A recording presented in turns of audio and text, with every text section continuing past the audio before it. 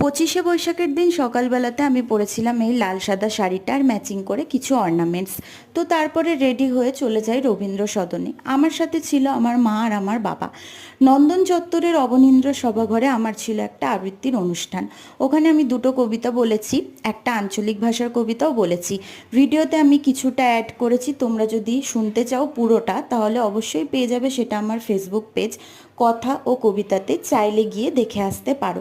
তো সকাল 11:30টার মধ্যে ওখানে পৌঁছে যাই, আর কবিতা বলার পর আমাকে দেওয়া হয়েছিল ওখান থেকে একটা স্মারক সম্মান।